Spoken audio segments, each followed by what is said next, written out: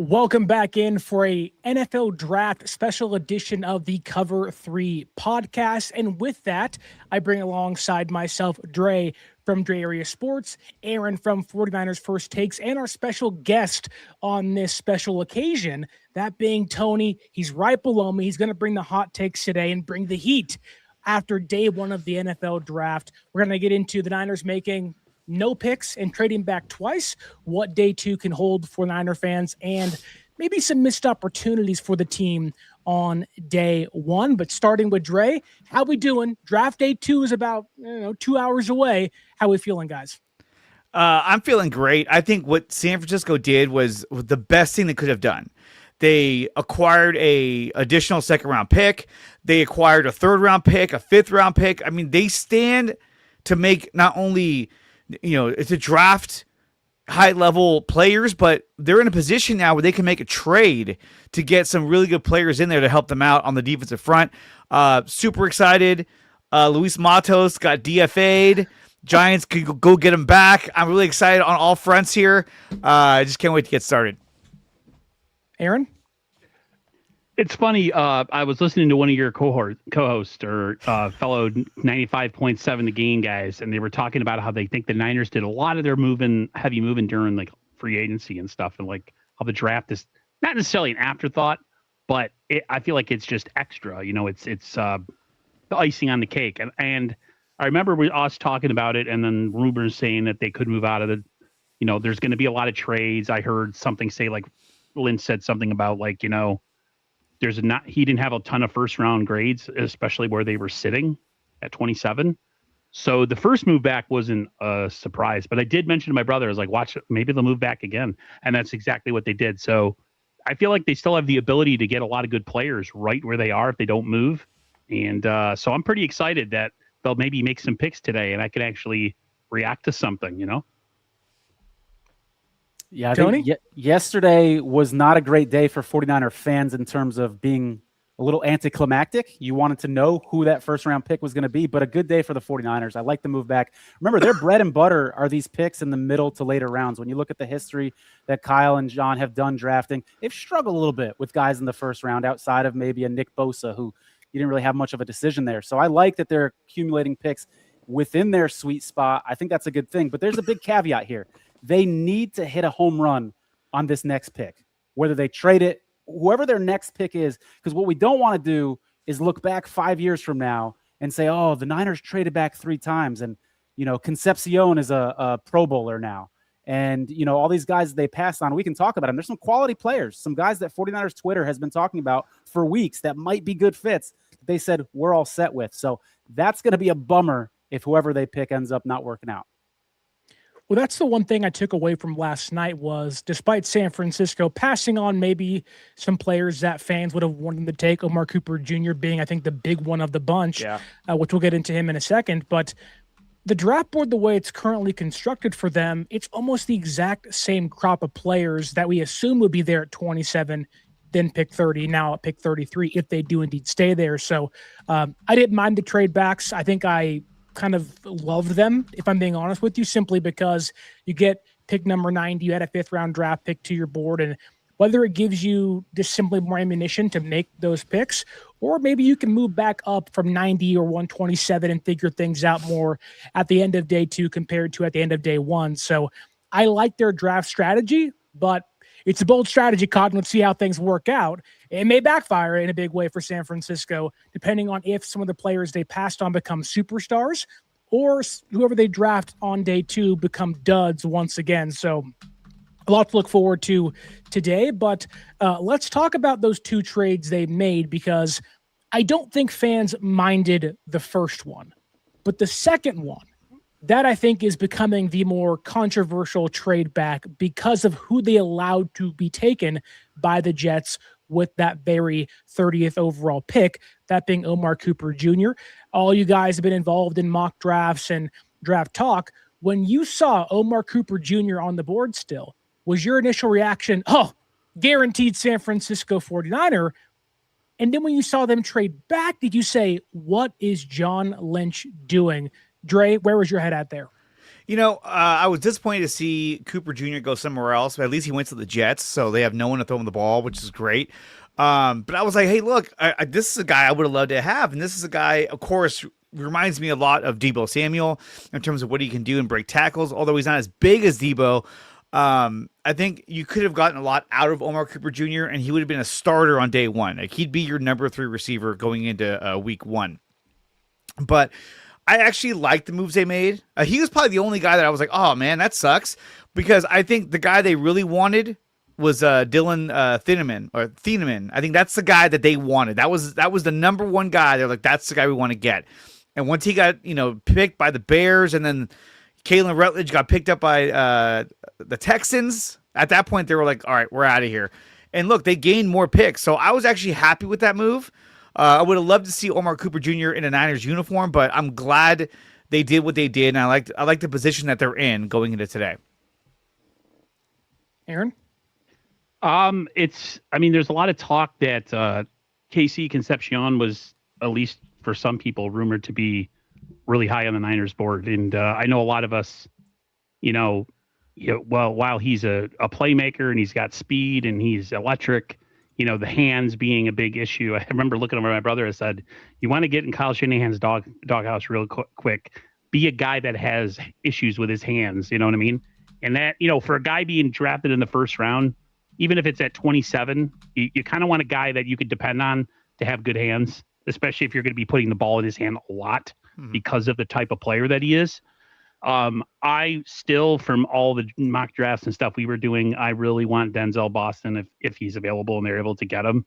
I was kind of trying to think of the pass rusher, Malachi Lawrence. I was really hoping the Niners would get Malachi Lawrence, and that didn't happen. So once they moved out of 27, I was almost like whatever about it, because the guy that I personally wanted, they didn't go for. So I would rather them not trade back anymore and make a pick when we start tonight. Just because I think, you can play this game and you can keep acquiring more picks, but eventually, like, so many good players come off the board. Like, and I don't want to get stuck with like the leftovers from all the top players that we've been targeted or we've been mocking. So hopefully they make a pick at 30. Yeah, your original question was, was I thinking when that happened, like, oh, he's a lock to be on the 49ers? And I'm going to say no, because Kyle Shanahan and John Lynch have a way of surprising me in the first round. Like, I don't know about you guys. Ricky Pearsall was not on my radar as being a 49er when they drafted him, going way back. Remember when they drafted Mike McGlinchey? That one was a big shocker to me. I think that was their second draft. So I've kind of come to the conclusion that I don't know anything when it comes to what Kyle Shanahan and John Lynch are going to do, especially in the first round. So I kind of keep an open mind in that way. But yeah, when you see a guy like Cooper, especially with the season that he had, you start to fantasize a little bit about what that might look like on the 49ers offense. And I'm going to speculate here. Maybe it was a situation where they said, hey, our strategy is KC Concepcion or trade back. And as soon as he went off the board, they said, all right, we're going to trade back. Or maybe they have really similar feelings about this group of wide receivers that includes Boston. And they're like, you know what? We'd be thrilled with any of these 3 guys. We love them all. Yeah. So if we can accumulate picks and get any of these 3, we'll be happy. It could have been a situation like that, I suppose, too. Or they're not even interested in wide receiver and we're way off. Who knows? You never know, especially with the induction of Raheem Morris now as the defensive coordinator. Maybe he's been given the keys to the draft in some capacity, and maybe he wanted Dylan Thieneman from Oregon, and as soon as the Bears grabbed him, it was like, okay, we're done. We're moving back no matter what. We did get confirmation last night by John Lynch that the Niners and Dolphins were talking trade before the draft even began, and had the draft board fallen the Dolphins' way, that trade was kind of already accepted. And so the first trade again was pick 27 for essentially 30 and 90.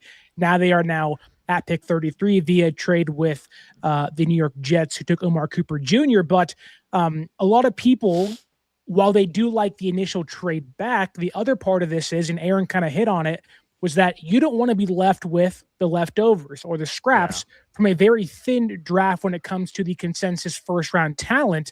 And so when you see them trade back twice and not take maybe a player in Omar Cooper Jr., which San Francisco was thought to have liked, who they had in the building for a top 30 visit, you have Dixon with the comment here, not to cover Tony's beautiful face, but he says all this moving back is not a good thing in a draft that has limited amount of prospects that are promising. So is there a concern, despite maybe the lack of trust the fan base currently has in this regime to make a first round draft pick, that while you got more picks, I still don't believe they can actually hit on all of these picks?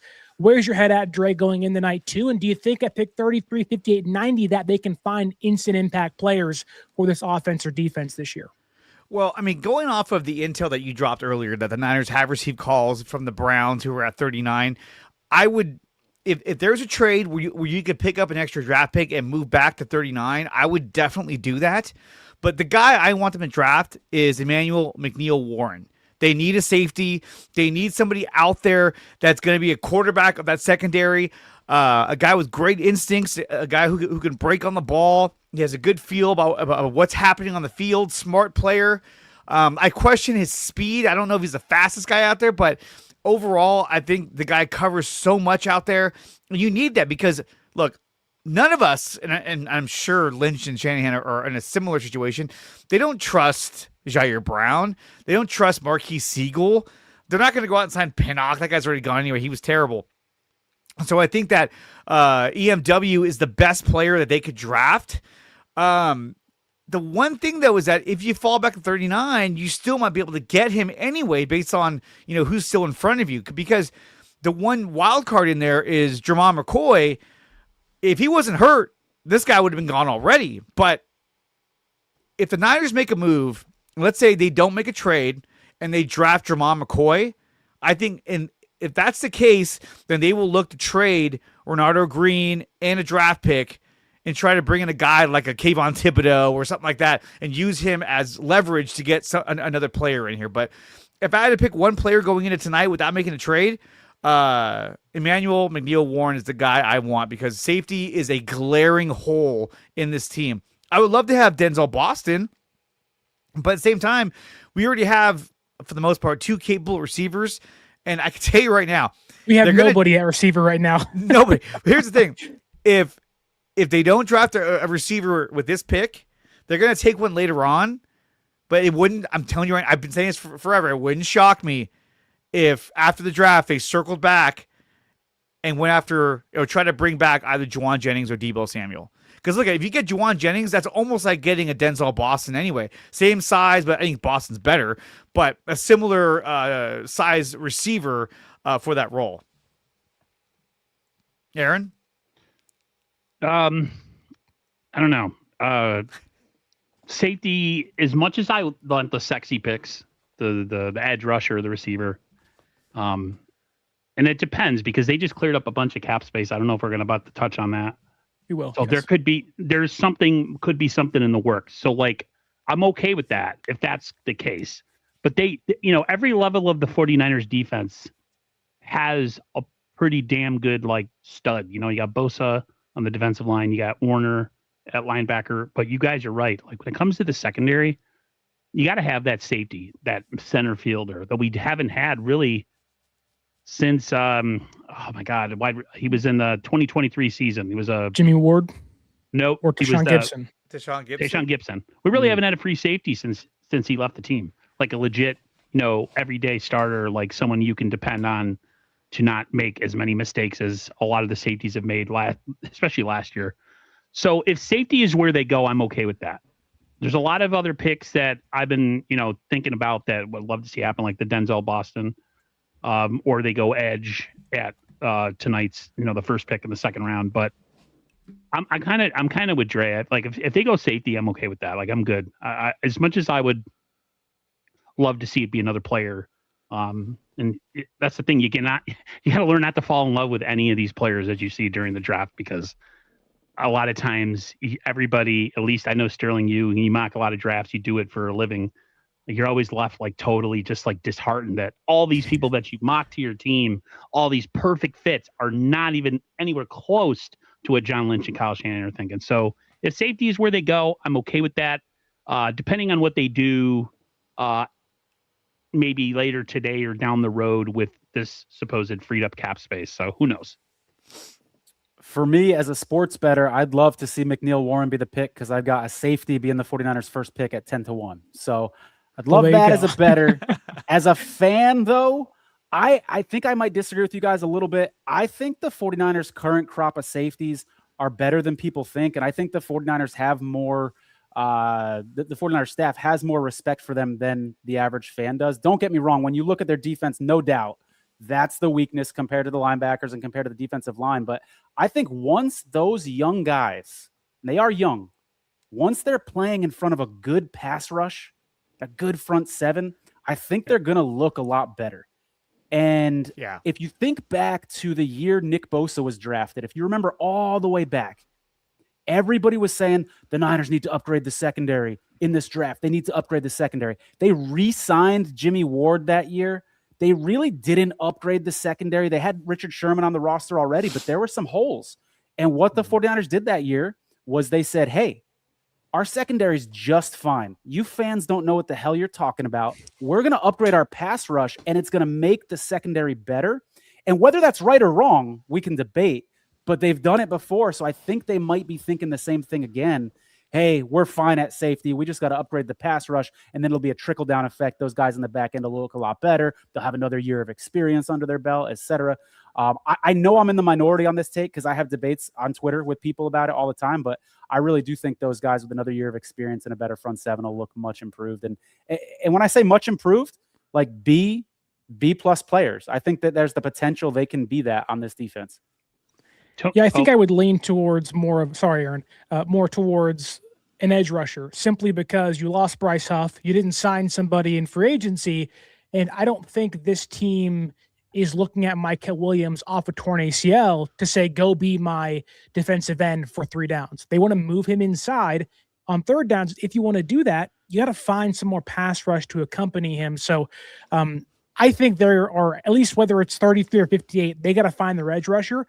I do think right now, at least, there is a better crop of safeties on the board compared to pass rushers. So if you don't get a pass rusher now, you may not get one at 58. And that's my concern. I would lean towards more of a Cassius Howell type, maybe more towards a Gabe Yakis type, albeit Yakis is kind of not a tweener, but he isn't quite there just yet as being an instant impact player. I think the Niners right now, the way they have built their teams in recent years, like Tony hit it on, I think perfectly, that 2019 secondary had a UDFA Emmanuel Mosley, a waiver wire claim K'Wan Williams, then all per Richard Sherman, with 2 safeties that hadn't proven jack squat before that year happened. So you go and you get Nick Bosa. Hopefully he can become himself again off his 3rd torn ACL. Michael becomes your quote-unquote Eric Armstead, right? You went and got Osa Odigizua, who maybe can be a good interior pass rusher.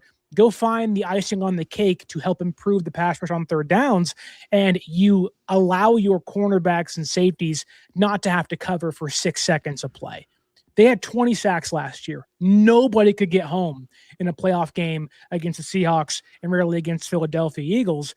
And you have to be able to get to the quarterback. Those are the 2 rules in football. Protect the quarterback and get to the quarterback. And they right now really can't do either. So you got to figure things out.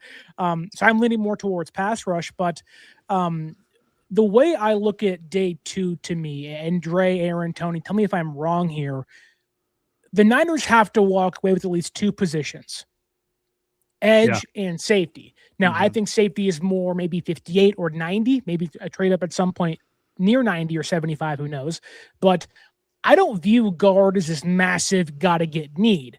Dre, you've been very much one of the people saying, you got to figure things out at guard next to Jake Brendel, who was terrible last year, and agent Trent Williams.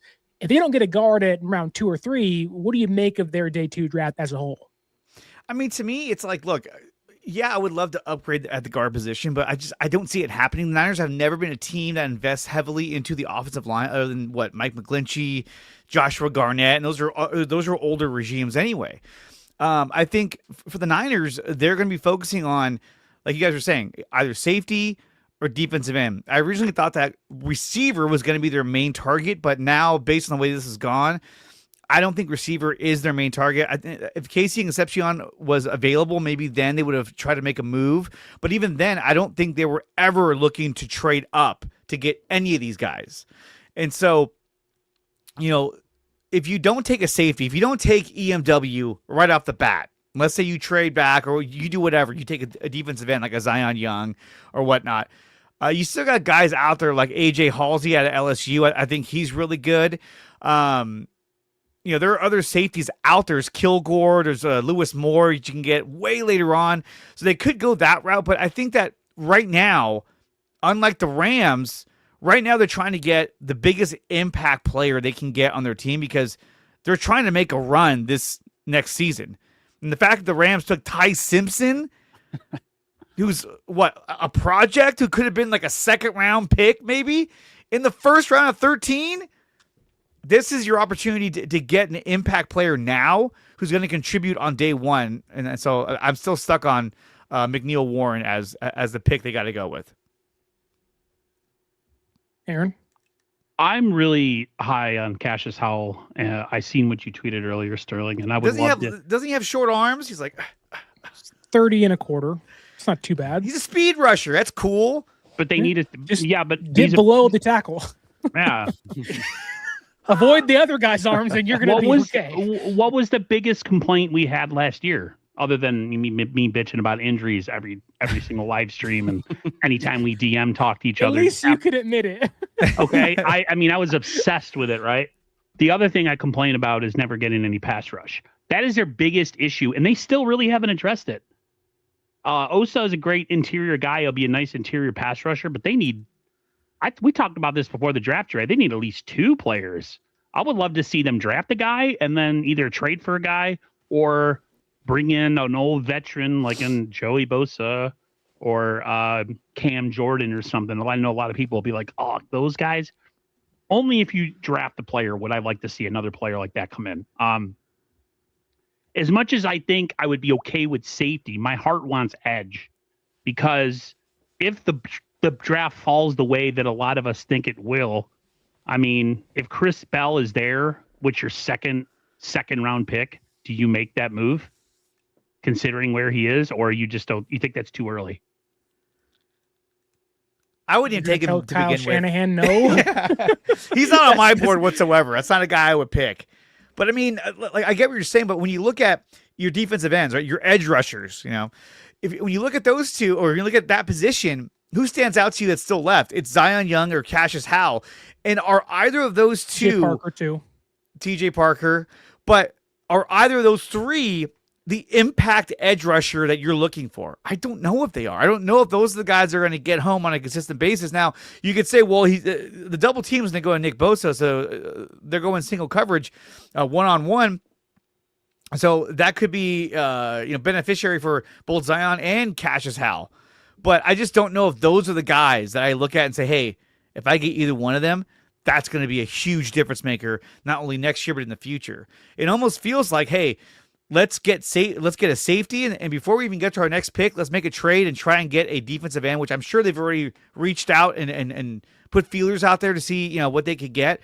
But if they can get a guy like Kayvon Thibodeau as their pass rushing defensive end opposite Nick Bosa, that would be absolutely huge for San Francisco. And the Giants are probably looking to move him. They just drafted Reese, which again, I even that pick was kind of like what. So yeah, I mean that's kind of where I stand with that. Yeah, I appreciate Aaron bringing up Joey Bosa. I think he's kind of the elephant in the room, guys. And I know he's not the same guy. I know the Niners have said publicly how he's a little too expensive for us. I think there's some posturing there. I think they are still interested in Joey Bosa. And when I look at the available free agents, again, even at his diminished level, I don't think there's a safety who can make an impact at the safety position and upgrade this roster as much as Joey Bosa can at the defensive end position. So if the choice is, hey, after this draft, we need to have an impact defensive end and an impact safety, the move might be to take the safety now in the draft and then sign Joey Bosa later, or maybe later in the second round. I don't know who else is going to be available. But back to the offensive line where we originally started in this conversation, it's so weird because I find myself criticizing Kyle and John for ignoring the offensive line. You can make some very good arguments that the reason they lost those 2 Super Bowls against the Chiefs was because of Chris Jones. I was in the stadium. I was at the game against the Chiefs when Burford, let that guy go by him. And the biggest granted, guy on the field. He's like, whoa. don't get me started. We're preach to the choir to each other here. We got some trauma that we got to work through here. Shared fellas. trauma, baby. It's bad. It's bad. Absolutely. You think that's bad? Freaking Sterling over here had to go live right after they lost Super Bowl. I did. Like, okay, on 95% of the game. Like, here we was not go. Yeah, I was walking out of that stadium, and it was a long walk. I'll just put it that way. But anyways, so I find myself being like, man, why don't the 49ers just upgrade the offensive line position? But then I also find myself saying, man, I'd love them to get Denzel Boston here. I'd love them to see him get this safety out of Toledo. So I'm falling into the same trap that I criticize Kyle and John for, which is ignoring the offensive line. I will say this, though. I think today, if the 49ers draft no offensive linemen, which I think they will, but even if they were to, I think their offensive line is better today than it was last year. Just from the depth pieces that they added with Lowe and both. It's not measurably better. It's not way better, but I think it's better. And I think what they did in free agency, even some of the moves that they made in the secondary, bringing guys in, Hobbs and the dude from the Raiders whose names escape me. Jack Jones. Yeah, there we go. Bringing those guys in and then bringing the two names that I mentioned on the offensive line. They kind of put themselves in a situation in the draft where they're like, all right, best player available at the positions of need. Does that make sense? Mm-hmm. There's like two lines of thinking: positions of need or best player available. They kind of like made their scope a little smaller to like 4 positions, and I think they're like, if we have to ignore a position because there's a really cool opportunity, we'll at least be okay because we've fortified that position with some guys, and it's not a glaring weakness anymore. If we were to minimize or kind of zoom in on those positions of need, where we all agree it's edge. It might be a guard at some point. Maybe it's a safety and maybe a wide receiver, or is there some other position you say, no, this is a higher priority than those 4 I just named? Trey, what do you think? For me, it's safety, edge, and then receiver. But by the time you get to your 3rd round pick, the crop of receivers might be kind of slim. Yeah. I had a list of players I was looking at. I mean, there's a lot of receivers out there, but I just don't know if any of them are really worth. I mean, like Chris Basil, but he's not going to make it to the 3rd round. I don't think. Jeremy Bernard. Yeah, Jeremy Bernard's another one that could make it there. Malachi Fields. Then there's the other guy out of USC. Oh God, what's his name? Jacoby Lane. Gross. But then, then there's Chris Bell, who's like, hey, maybe, but I don't know. He's coming off an injury as well. I just don't see. If they go receiver with their 3rd round pick, it feels like they're just drafting another Jordan Watkins or another Jacob Cowing, a guy that they're not entirely sold on, but they thought, this guy has some potential. Let's see what we got. And then that's going to leave the receiving core just very shallow. I do think they're going to take a receiver, though, regardless, because they got to take one of them. But for me, it's safety, defensive end, and then receiver. Those are the 3 spots of where they have to address it. And then will they address the guard or tackle position? Maybe. I think they're going to do what they did last year and take somebody late in the draft and just see how they work out.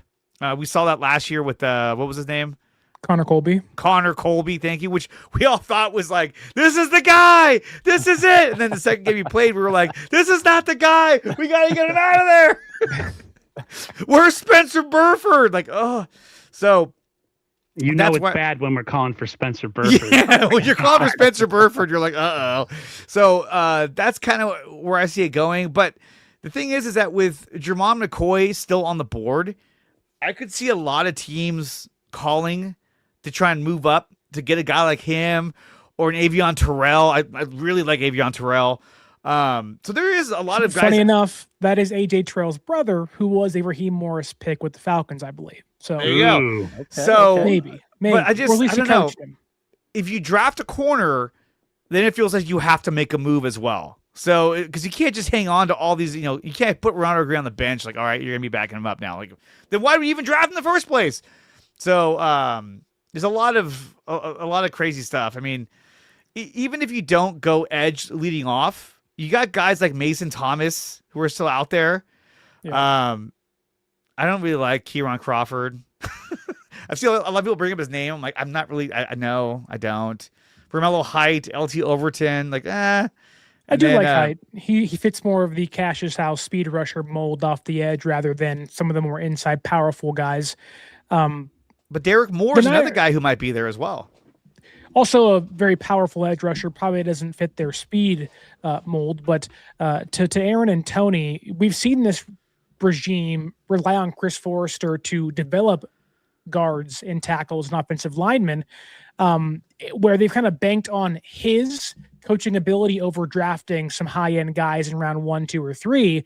Do you think that persists? Because I see so many people out there saying, go get Chase Basantis, go get Emmanuel Pregnon, where amongst maybe the top of the NFL, the Niners kind of feel like Chris Forrester is their magic, kind of erase all worries of concern on the offensive line, where there's been 2 massive Super Bowls to which they've lost for a lot of reasons, but battling against Chris Jones has become their Achilles heel. Hopefully it doesn't happen again. For the love of God, doesn't happen again. But do you think they actually value the guard position that highly enough to go trade back twice in round 1 and then take one with the first pick in round 2? I don't think they go any. I don't see them going guard any earlier than the 4th round. Like you said, I think for what Tony was saying, like they've got some bodies, and if they go say in the 4th round and they go get a guard, he's just going to add to the bodies. They're going to probably compete for that left guard position. I just don't see them prioritizing it. And I see it as kind of the last priority.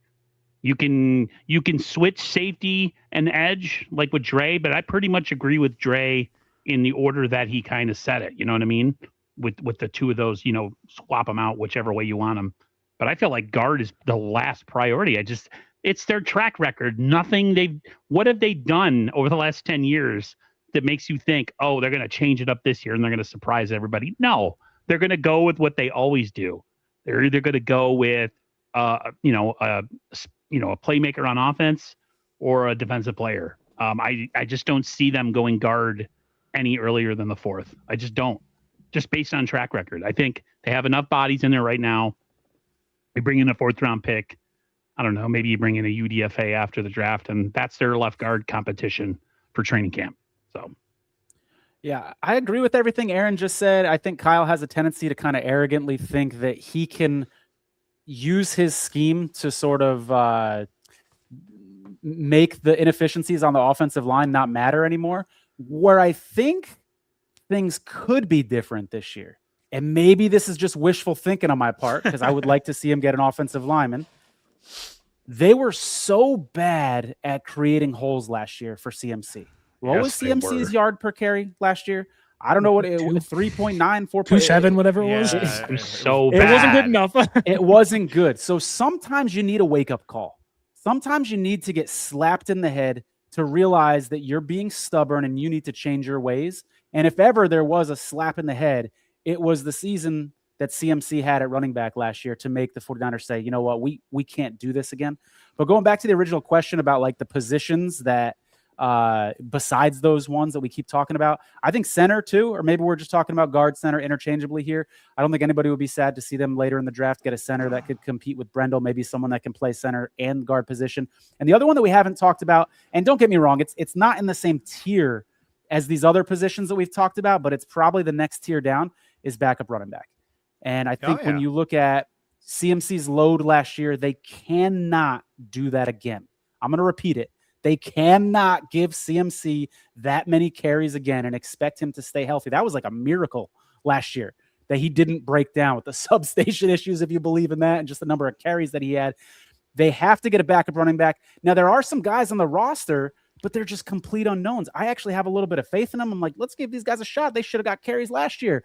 But you need to bring in some competition.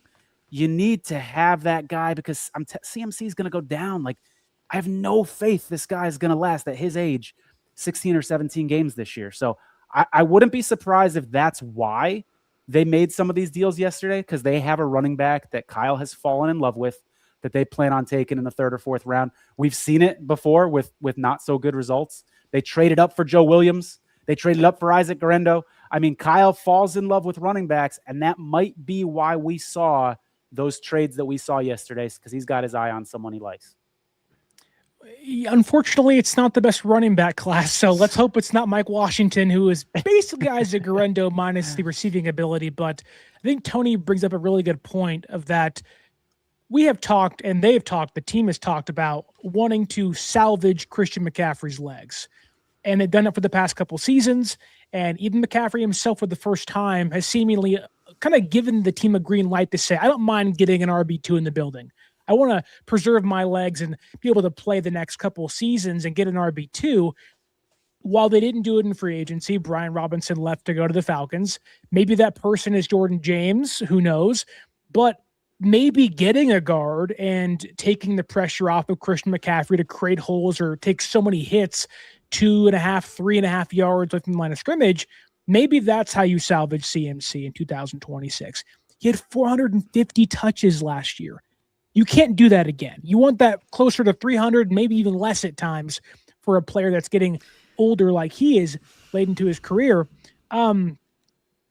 If they don't get a guard, if they don't get a running back too, do you think that the draft and free agency will be a failure simply based on the thought of you did not do good by Christian McCaffrey? You may have filled receiver needs. You may have improved your defense. Maybe you got your defense on the defensive line better, and you got Nick Bosa, his other edge rusher, to accompany him alongside Michael. But if they don't find a way to preserve Christian McCaffrey in some capacity, would you look at this draft and say, I like it, I like free agency, but you maybe did the biggest disservice to your most important offensive player, not named Brock Purdy?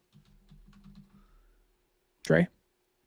No, because look, even when we had Brian Robinson Jr., who's legit number 2 running back, who could be a number 1 running back on some teams, they barely used him. I mean, he's such a integral part of their offense. I know McCaffrey was like, oh, I'd love to have someone who could shred low with me. But I mean, to be honest, he wants the ball 24/7 unless he goes down with some kind of injury, which, knock on wood that doesn't happen. It's, they're going to give him the touches. He's going to get the same thing. I mean, every year that he's been healthy with us, he gets the ball a gazillion times. That's just how he operates. The guy is like, if there's a living definition of like a superhero, it's like him and Fred Warner. You know what I mean? Like these guys rarely go down. Obviously, Fred Warner went down last season with that injury, but still, I don't think it matters. I don't think they'll be doing McCaffrey dirty in any way. Keelan Black, I think, would be a good pickup late in the draft. But what you're looking at when it comes to running backs is you're looking at running back number 3. You're not looking at running back number 2. You're looking at running back number 3, because already Jordan James is probably your running back number 2. Isaac Guerrero is like, I don't even know what he's doing on the roster anymore. Maybe Larry's right. Maybe he should be a fullback. Oh, wait, he can't because he can't block, which is why he's not in the game, because he can't block anybody. He blocks about as good as I do when I'm out there, and I can't block anybody. And fumbles, and has no vision. He's 4.3 speed, and it's his go and see what happens. What was weird is that, remember that play against Seattle when he broke one? And then somebody caught up to him and then kind of it tripped him, or he slid at the end. Yeah, but and that was weird, because I was like, I thought this guy was super fast, but maybe not for that long of a time. I don't know. Wasn't that to ice the game though? It was. Like he gave up. Well, he said he slid, I think it was a but debate about whether it really was or not. Yeah, it was kind of like, well, did he get there? I don't know. So with me, no, I don't think they'd be doing him dirty whatsoever, because he's going to get the amount of touches he wants to get. And you drafted Jordan James last season. You got to see what you have in this guy. If you're going to save money anywhere on this team, it probably has to be at your backup running back position, because you let Brian Robinson leave for he got like a 1 year for $5 million. It wasn't even that much money. So clearly they didn't see the need to bring him back for that low of a cost. I feel like Sterling, you said it's not a great draft for running backs. So to draft for the sake of drafting a running back would be stupid. You're wasting a pick. The Niners have been great over the last 10 years of finding UDFAs who can be a contributor on this team. And I would be completely fine if they don't go running back in this draft and they go the UDFA route. I really think Jordan James needs to be running back number 2. And let's see if Kyle holds true to his word. Let's see if Christian McCaffrey will have the ball, the testicular fortitude to say to Kyle Shanahan, I need a breather. All those things need to come to pass this coming season. But to draft a running back for the sake of drafting a running back just because you think you need one on your depth chart would be dumb. So I'm okay if they don't and they go the UDFA route. So That's that for me. I don't want to see the 49ers go into the season with Jordan James as the running back too. If he wins a stiff competition in camp with someone that they drafted or brought in free agency or something like that, I'd be okay with it. But this guy's just an unknown. We don't know how well he can block. We don't know if he can be reliable in the fourth quarter after getting 12 touches or whatever because CMC went down. We don't know how he's going to do around the goal line in a big spot with all the pressure on, that sort of stuff. And so I'm iffy about it. I will say this, though. I think late, like in the season, like I'm talking like preseason cut down times, you can sometimes find a veteran running back that was just cut by his team unexpectedly. And you're like, oh, that guy's got some name value. Like he was really good 2 years ago and was hurt last year. I'm surprised. So if they don't draft a running back here, I'm okay. But I also don't want to see James going as the number 2. Just like, don't just give him the job. Like, what has he done? Like, he's got great highlights. I get it. And there's a lot of fanfare for him on Twitter. And I've fallen into that trap. Give Jordan James more carries. Yeah, we love the guy in that way. But we also have to acknowledge that he's an unknown. So I don't just want to hand him the number 2 running back job. I mean, well, to Tony's point of wanting to get a veteran guy, the Cardinals just drafted Jeremiah Love, and they already signed Tyler Algier. James Conner could be out there. Trey Benson, guys who have been hurt in previous seasons or are young and maybe haven't been able to kind of find their footing in the NFL. So to Tony's point, I mean, is Jeff Wilson Jr. out there somewhere? Is Tevin Coleman making a second comeback? Like something, you never know what could happen with Kyle Shanahan. Matt Breida retired. Maybe he comes back. Raheem Mostert wants a job. Breida still. the cheetah. There we I go. mean, No, speaking of UDFAs, if you're going to bring anybody in to be the backup for Christian McCaffrey, looking at the list of available running backs, probably Najee Harris. At least he's a bigger back that you can use on third down or fourth down, and can get you those tough yards that you don't want. McCaffrey to go fits running the into the torn line. ACL category they love to get at times. They love that. Well, I mean, when Their Balky was favorite. here, he would draft the guys. I was just like, what? Why'd you draft him? He's probably going to be a UDFA, but whatever. We all know where we sat when the Marcus Lattimore pick came through. And we all said, he's the next Frank Gore. He's the next Frank Gore. And then he didn't play a single snap. We all said, whoa, what were we thinking? Well, it was that, and then when Lattimore said, I was shocked when they drafted me. I was like, oh no.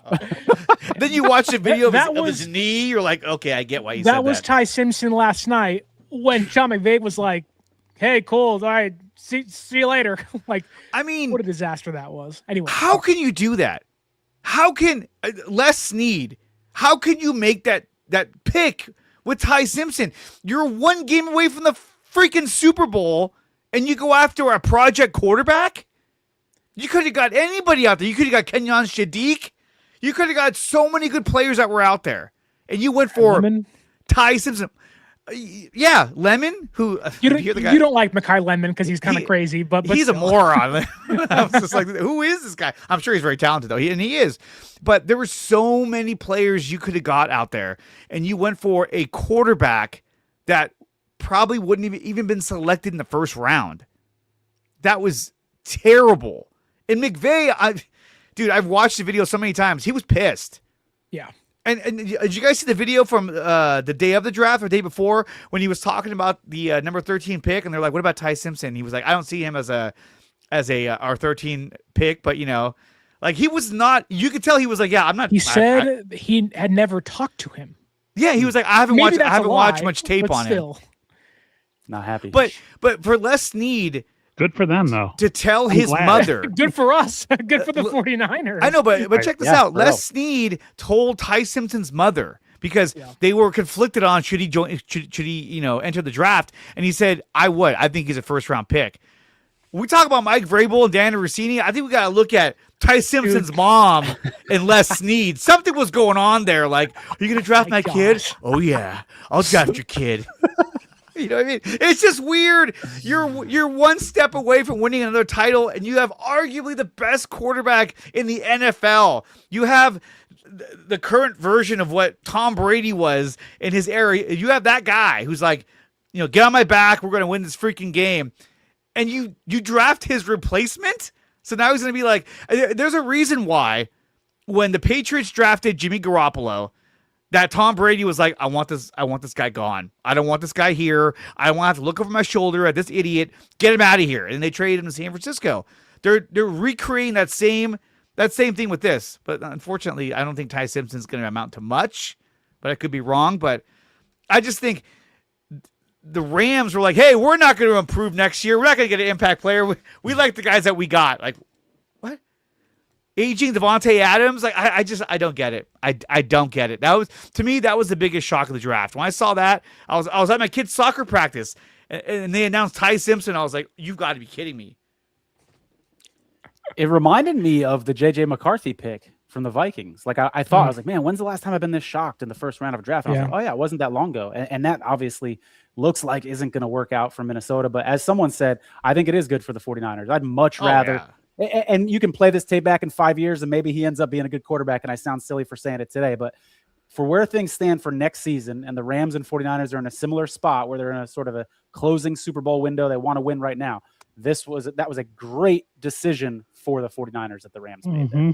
Oh, definitely. For both the Niners and the Seahawks, they were like, oh, all right, here we go. I'm always praying for the downfall of a rival and the end of a marriage, so to speak. So if this is the beginning of the end of the Rams and McVay and Snead, I am so okay with that. Well, he was so mad. He was so mad. Pissed. Yeah. He didn't even try to hide it. No. How do you do that though? Like, how can you do that to your coach who's got you in a position to win a Super Bowl every year? He has a championship under his belt, and you sit there and you go behind his back and you draft a quarterback. That's horrible. There's so many players that you could have taken instead of Ty Simpson. My God. Kenyon Shadiq was one of them. Mekhi Lemon, we talked about that.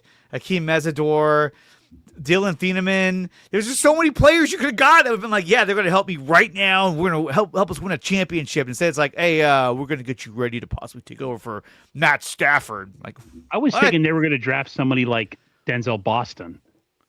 And I was like, oh, they could have even drafted Casey Concepcion, and that could have been their number 3 receiver and return guy. That would have gave them a whole other dynamic where you're like, oh, great. Now I got to worry about their return game. Fuck. Yeah. What was nice about that pick is it was nice to be on the other end of it, because I feel like other teams in the NFC West have experienced this glee that we're talking about. Like when we drafted Jake Moody in the 3rd round, you don't think other teams were like, oh, good, they just wasted a 3rd round pick on a kicker. When we drafted Mitch Wisnowski, the punter, in the 4th round, you don't think other teams were like, sweet, they just passed on some good guys there. Even Pearsall was a reach, in my opinion, in the 1st round. I think that probably had some NFC West teams celebrating that pick as well. So it's nice to be on the other end of other people's bad decisions instead of other people criticizing us. Which it's kind of crazy, too, to look at it from that perspective, because you look at what the Dallas Cowboys did, for example, last night. Like, you don't often see teams trade with division rivals. And the Dallas Cowboys got Caleb Downs, Malachi Lawrence. Those 2 players could be great when it's all said and done. I think Caleb Downs has maybe like the highest defensive potential in the entire class. One of the few blue chippers, I think, in the class. But they trade down with Philadelphia, allow Philadelphia to take Mekhi Lemon, who now they can trade they can trade AJ Brown for probably 2027 draft pick compensation, which right now is heralded as one of the best draft classes, at least on paper, and in a long time, at least better than this year's. And it's like, why are you aiding the pursuit of great talent by your division rival? Whereas San Francisco last night makes no picks, trades back twice, adds a 3rd round and a 5th round draft pick to their haul. Meanwhile, the Cardinals take a running back. They already have 3 of those guys in the room. No offensive line. A nice chunk of change. They can't protect anybody who's playing quarterback, who is Gardner Minshew and Jacoby Brissett, mind you. The Rams go a backup quarterback who's not going to play for 1, 2, 3 years, who knows. And then the Seattle Seahawks, who I think got a good player, but also go running back at 32. So it's not as if the Niners, for maybe the first time in a while, kind of didn't do anything, yet walked away being somewhat victorious as assumed to be a team that's going to take 3 players today on day 2. So it was, I think, an overall good day 1 for San Francisco, but kind of getting more into day 2, because it's happening in maybe just over an hour if they do pick 33. And last night, John Lynch and Kyle Shanahan talked about a couple of things I want to get into. One of them being the availability of Mac Jones. And when the offseason kind of progressed throughout free agency and all the quarterback spots kind of got filled, I think the likelihood dwindled to Mac Jones getting dealt. We knew San Francisco was going to drive a hard bargain, as they should have in trade talks. But last night, Kyle Shanahan kind of let slip what and how much they valued him, because when they asked about Mac Jones, he mentioned, and the phrase I think was exactly, well, his value's already passed. Okay, does that mean that you viewed Mac Jones as a first-round draft pick? Do you think that's a mistake? Because I can view the Pittsburgh Steelers, the Jets, who have Geno Smith, maybe they would have been more willing to trade picks in the 30s or the 40s for Mac Jones rather than reaching for somebody else, let's say in round 2. There's talks of the Cardinals drafting Carson Beck, who I think is nowhere near NFL caliber as a quarterback in round 2 at pick 34. Do you think the overvaluing of Mac Jones is an issue or could hinder them in getting all their needs met this year? Or do you say, no, he saved your season last year. You have every reason to drive the hard bargain for a first-round draft pick? I think it's obvious they don't want to trade him. That's why they have such a high number or a high value on him. If an unbelievable deal or a package came where you just couldn't say no, then yeah, I could see him being moved. But I don't think they really want to move him. Yeah, they don't I want to think move they him. saw his value last year. He saved our ass. We don't make it to the playoffs to get our ass kicked in the divisional round. I know it's like whatever, we got but still, we got into the playoffs with all those injuries, just all that turmoil last year. And one of the main reason, if not the biggest reason, was him. So I don't think they really want to get rid of him. And I agree with Kyle. I think his value was, they really were looking for a first rounder. Nobody's going to part with a first rounder for Mac Jones. So good for the Niners. They keep their backup quarterback. At least that's what we think they're going to do. And I have no problem with it whatsoever. Okay. I think the Tony? Niners originally wanted to trade Mac Jones and swap him out for Kirk Cousins. And then as soon as Kirk Cousins was signed by the Raiders, all of a sudden they're like, all right, we'll keep Mac Jones. So that's what I thought too. Yep. I think they would have been happy to get Kirk Cousins in there, who we all know Kyle Shanahan loves. They've come close to playing with each other again since playing or since being together in Washington. I think that door closed then. I want to throw this out, guys, just as because the draft is an hour away, as a suggestion that I'm wondering if it's crossed your guys' mind yet. So they have the first pick. We've said, they could trade back. Has anybody considered the possibility? Let me set this up.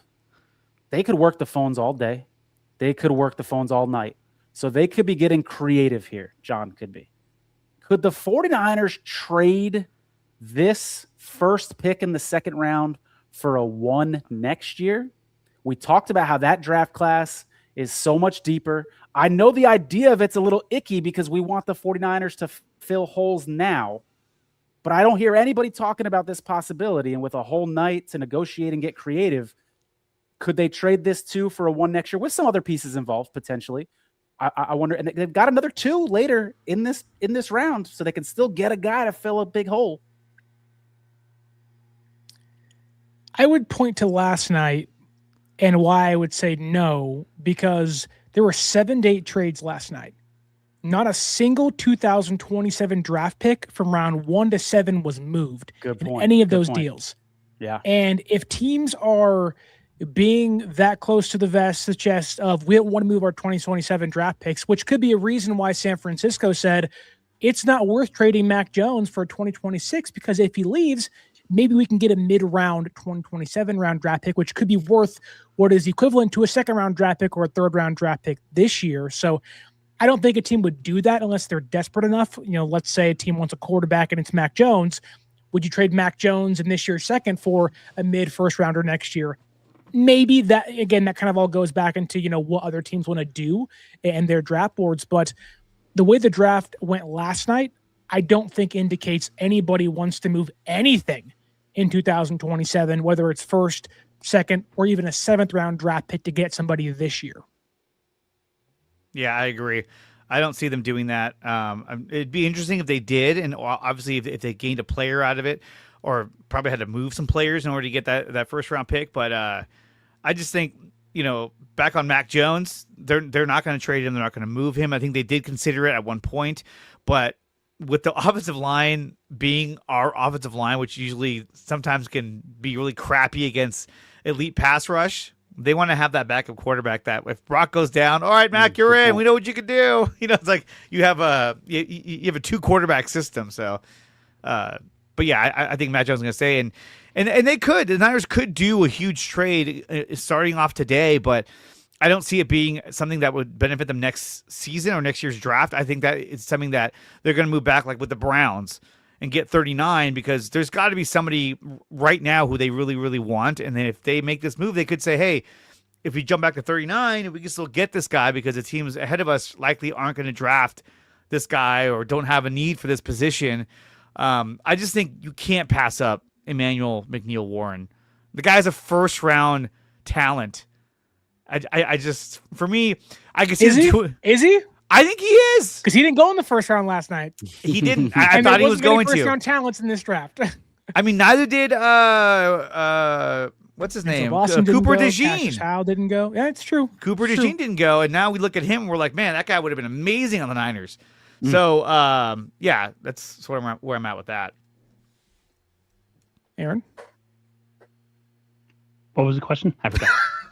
Bro, I was just thinking, he's probably one. Let's talk about the injuries again, and we can fill time. No.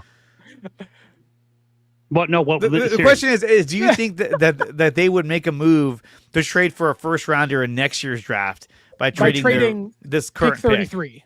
I don't see it. Okay. I don't. There we go. That's all I got. Okay. Last night we also heard. Sorry, guys. John Lynch and Kyle Shanahan as Aaron isn't paying attention to anything happening in the last 5 minutes of the show. Spaced out. I was listening to Dre so hard. I know. You're so intent in your listening, you just blank space. We heard John Lynch and Kyle Shanahan talk about maybe their love of KC Concepcion, that it sounded like that may have been a player they were going to take at 27. He didn't fall to them. He went 24 to the Browns. But when you hear that, a guy that is primarily a yak receiver, a good route runner, albeit the hands are somewhat inconsistent, but is super explosive after the catch. Yeah. He can get downfield, get open with relative ease. When you hear that, when I hear that, I go, well, that's not Denzel Boston. Nope. That's Jeremy Bernard. That's Zachariah Branch, who is much smaller and I wouldn't draft him, but it's more along the lines of a Jeremy Bernard player or Chris Bell in round 2. Does that change your thought process of the receiver San Francisco wants compared to who I think many of us thought they would take in round 1 if they were there? Or do you say, no, that's one player in particular? It doesn't really indicate their thought process for receivers at all in the entire draft class. No, I think that that's clearly what they were looking for. They were looking for a guy that can take the top off the defense, that can stretch the field, and who can help them out in the return game. Look, they lost Sky Moore. Everyone's like, well, they got Christian Kirk. I don't think they want Christian Kirk to be the primary return guy, and he's your number 3 receiver. I think if you would have got a Concepcion, then you could say, okay, cool. We'll leave Kirk as the number 3 receiver, and we'll have KC Concepcion be our return guy and our gadget guy who we can use in multiple different ways. So I think that's kind of what they're looking for in receiver. If they wanted Denzel Boston, then they would have drafted him in the first round. And they didn't. If they wanted Omar Cooper Jr., that's a better example right there. If they wanted him, they would not have traded back out of the first round because there was no way he was going to get out of the first round without being taken. Yeah. So I think the need for receiver has gone down a bit, and to me, the needs are at other positions: safety, possibly offensive line, and defensive end. Aaron, I think it's the KC Concepcion pick screamed to me 49ers. And in my heart, I thought that's where they're going because they love their gadget guys. They love their mismatch guys that can get yak and do all sorts of crazy things. They can screen them to death and get them in the open field. I think in my mind, because I've always been a fan of the bigger receiver, the Mike Evans type receiver, when people are mocking Denzel Boston, you like fall in love with him because he's essentially a younger version of Mike Evans, and it would have been the perfect, he could, play behind him and learn and this and this and that. And I think John and Kyle have a completely different mindset when it comes to receiver. I mean, look at all of our receivers. they're always about the same height, 5'10", 5'11", barely 6 foot. They're all about route running and playmaking and yak and all that stuff. They never, up until the Mike Evans move this offseason, have really had a receiver where they just had a physical guy who's a mismatch, as far as with size against smaller corners or whatever. So was not surprised that they were oohing and on about him. And as much as I'm falling in love with Denzel Boston being this guy that I would love to have on the 49ers, I think the Niners are not as high on him, and I would not be surprised. That's why I think Azure safety would probably be their pick at 30 if they decide to stay.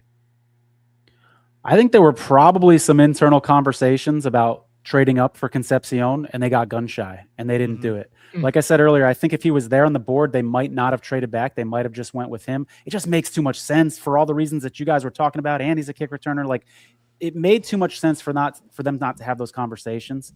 And again, I'm not in those rooms. I don't have any sources in those rooms, but my gut tells me they talked about it and they got gun shy. And here's why.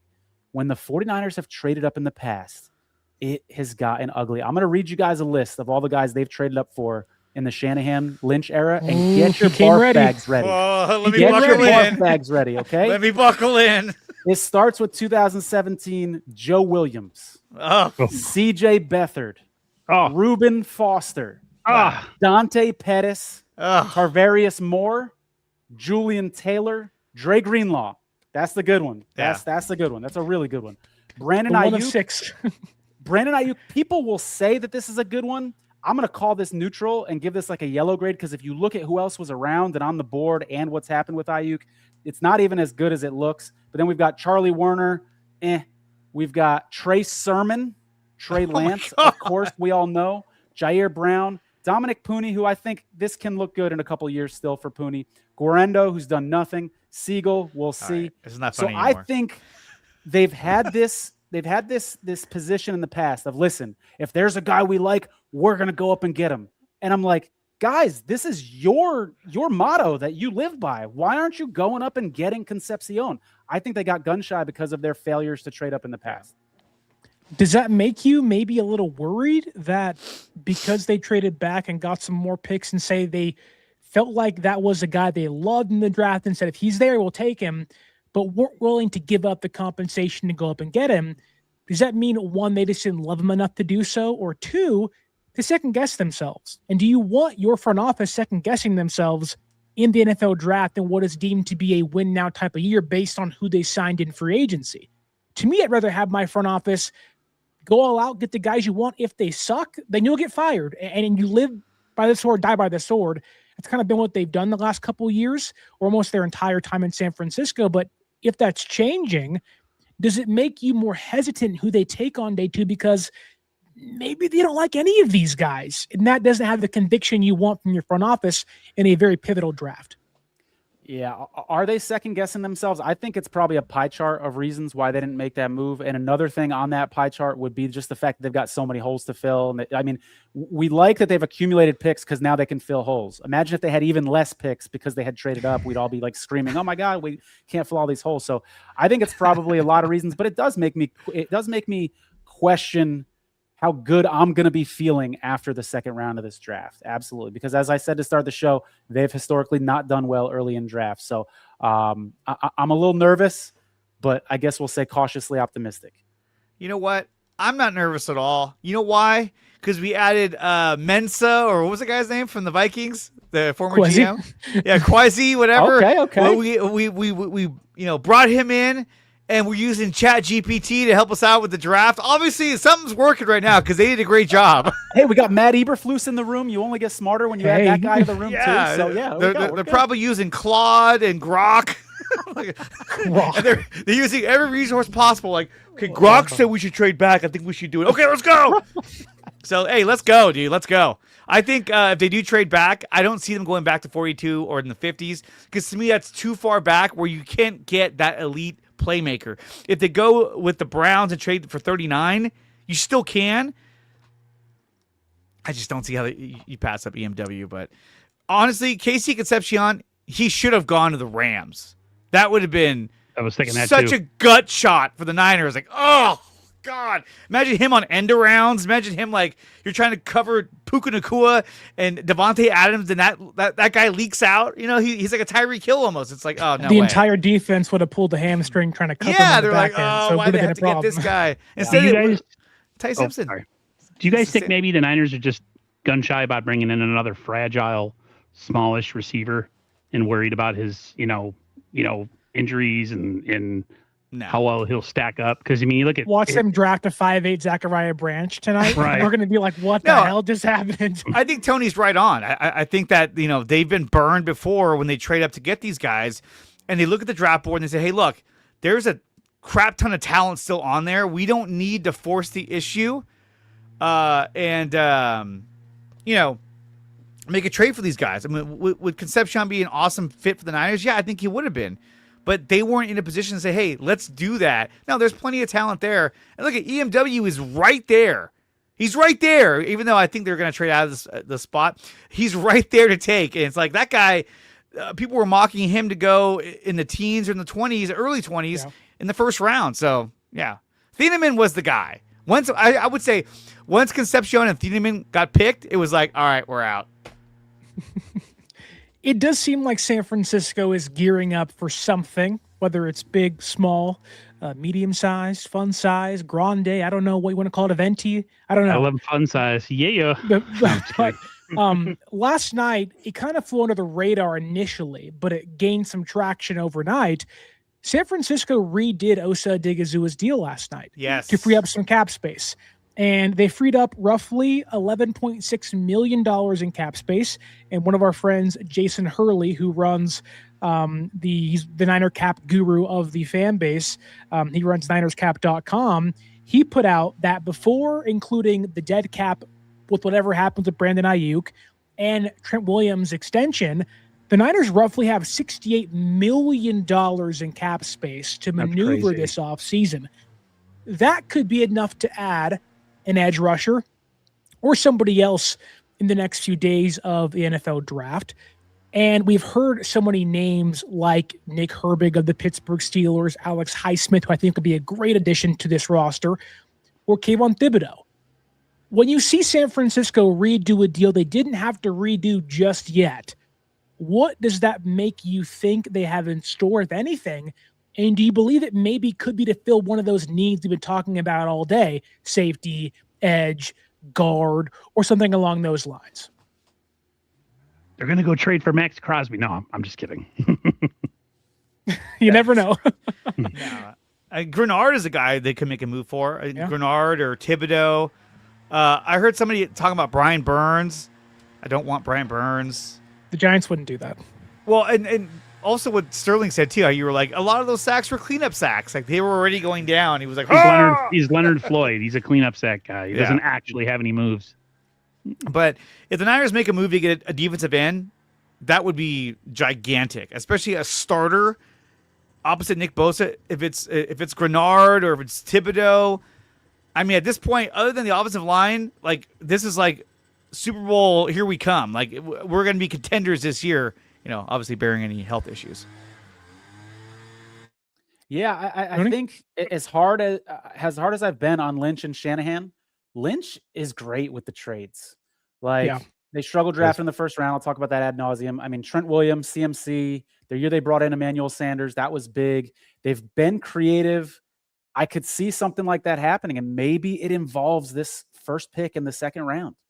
Maybe it involves some players. Do you think we're trading Renardo Green? Did you guys make anything of that Instagram thing that was going around? I didn't even fact check it to make sure it was from him. That was Larry, I think, and Grant Cohn that were kind of dropping that one out there. That there was him, Renardo Green, and who's the other one? Wide Pearsall were going to be off-season trade bait or whatever, and none of that has happened so far. So maybe there's some truth to it. Maybe Renardo Green does get moved. Who knows? I don't think so. I mean, and then on top of that, look, I love Larry Krueger, but he's been pushing the whole, they could make a trade to get Brian Thomas Jr. They're not going to get Brian Thomas Jr. That's not going to happen. I'll eat crow if it does, but I can tell you right now, it's not going to happen. It's not.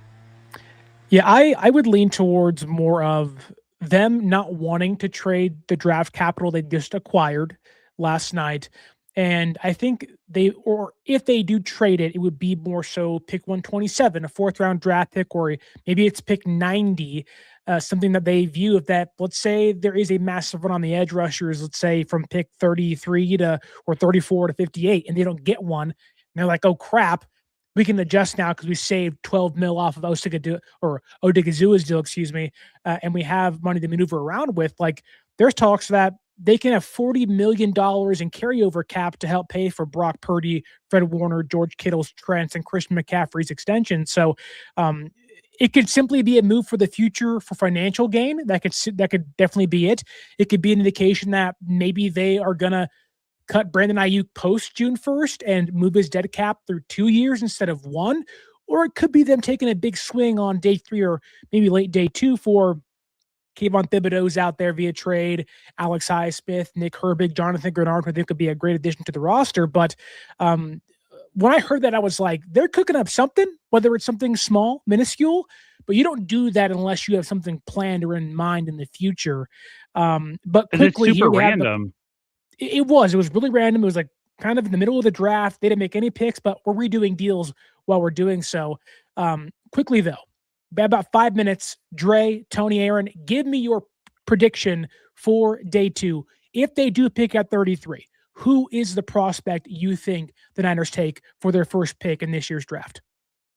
Well, me and my landscaper outside, who's has a leaf blower going on right now, we're taking Emmanuel McNeil-Warren. You got to solidify that safety position.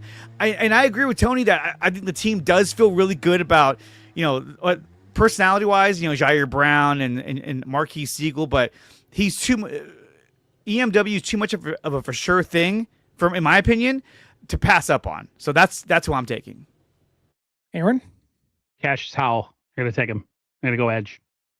Okay. Tony? Ooh. I'm going to say Denzel Boston, guys. And someone brought up a good point about if they really liked him, they would have took him in the first round. I think there's some truth to that, and it is giving me pause.